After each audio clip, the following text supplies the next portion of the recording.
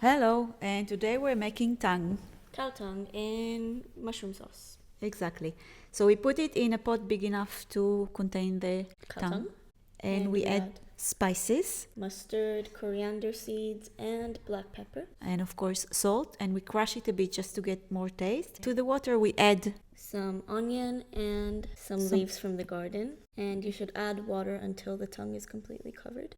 Once the water is boiling, you turn the heat to the lowest possible and let it cook for at least 3 hours. The way to know if it's ready, you poke it with a knife and you see if it's soft. Once it is ready, take it out. Once it is ready, you should take it out of the water and peel off the cow tongue skin. Which looks disgusting, but really it's not, and it's fairly easy to do. The tongue has 2 parts. One is nice looking and the other one is not so much. You should separate them and slice it thinly. Don't throw away the liquid of the cooking because you'll need it later. You just strain it. And chop up the other part of the tongue which we separated. Now for the sauce. Start off by chopping onions and frying them in a pan. Add up some chopped mushrooms. I added 2 types of mushrooms.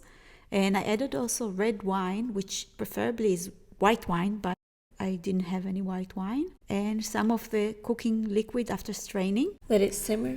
20 minutes before you want to serve the tongue, you should start heating up your sauce and putting the tongue slices in it. And let it cook together for 20 minutes for the taste to go into the tongue.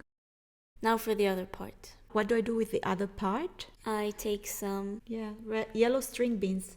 Frozen yellow string beans. And some white rice and cook it together. Yeah, it's a stir fry with a tongue. It's really nice. Really, the meat is really nice and tender and it's really yummy. You add spices according to your likings. I did it Asian style. That's it. Thank you for watching. Bye. Love you.